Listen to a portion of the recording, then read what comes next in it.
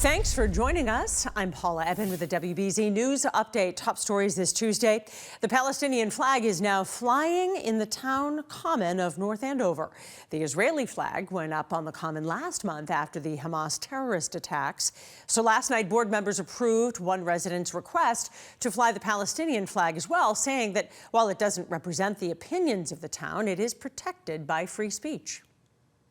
We need to respect each other, accept each other, and love each other. After all, if we're trying to go for peace, whether it's the two-state solution or however, we have to learn and we have to start somewhere. And kudos for the town of North Andover to set an example.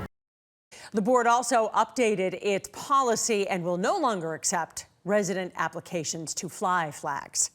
Police in Concord, New Hampshire hope that these surveillance pictures will help them find the people who placed credit card skimmers in 2 stores. One was found in the self-checkout lane at a Walmart on October 19th, the other at a Market Basket Express lane checkout on October 27th.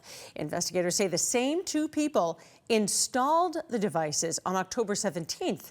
Contact Concord, New Hampshire Police if you have any information. The body of New Hampshire Army Staff Sergeant Tanner Groan is back in the U.S. The 26-year-old was among 5 soldiers killed in a helicopter crash in the Mediterranean Sea on Friday. The remains of Sergeant Groan and another victim of the crash, Sergeant Andrew Southard, arrived at Dover Air Base early this morning. The Pentagon says that it was an in-flight emergency that caused their Black Hawk to crash during a refueling exercise. Tanner enlisted in the Army back in 2017. We have another chilly day here in New England, but we're headed for nice warm temperatures by the end of the week. Let's hear the latest forecast with meteorologist Jason Mikell. Into the afternoon we go, Paula, with some beautiful blue skies out there, some high cirrus clouds beginning to move in, which is great news. That is our fair weather clouds that we've been looking forward to. Earlier cloud cover this morning with some extra chill in the air. We've also allowed our temperatures to kind of warm up a little bit, so we're dialing up the mercury just a skosh. But the temperatures you can see north and also west of the city and also just to our southern areas really started to fall down once we got past the 6 a.m. hour, this morning. Between 6 and 7 a.m. is where the temperatures really started to settle down here because of this clearing skies and the drier air that moved back in. Right now, plenty of 40s on the map, marching towards near 50. You can see it along the Cape as well as the islands on this Tuesday afternoon. Current wind speeds still out of the north, so we're sticking with this narrative as far as a northerly wind into the early afternoon, into the evening hours, and it's not until later on tonight that we start to change things up a little bit. But high pressure is moving back in. That is great news for us. That is a stabilizing air mass. Over the next 24 hours, still expecting cooler air to move back in, still expecting drier air to move back in. But later this week, we have that ridge that's building on in. So we're likely going to have more 60s to talk about on Thursday and even more 60s to talk about on Friday because of that punch of warmer air moving northbound into the area.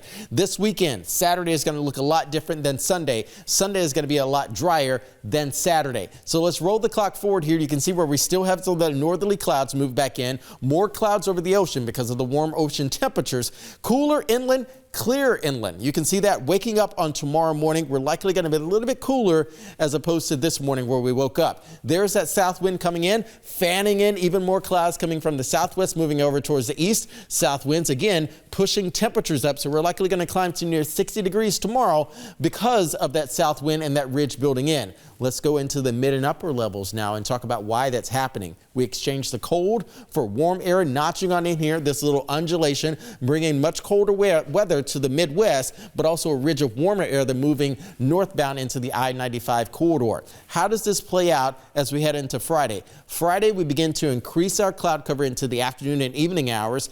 We drape this cold front from the northwest into the region here. It gets into the I-95 corridor, but at the same time, we're going to be drawing energy and moisture up from the south. This is a dynamic area of low pressure that will eventually get caught up in this frontal boundary, and it could bring some moderate to heavy rain to the Cape and the islands. I think inland areas, central and also western Mass, because of this frontal boundary, is going to be a little bit more on the weaker side. It could be light to moderate shower activity. But again, if this notches westward, we can get even heavier rain moving into the Boston metro for Saturday. Lingering effects, very minimal. Once we get into Saturday night into Sunday, we dry things out, sunshine returns. We're in the mid to upper 40s on Sunday. A little bit cooler, you can see upper 20s to low 40s between the morning and the afternoon on Monday. Paula? I'm Paula Ebben. This has been a WBZ News Update.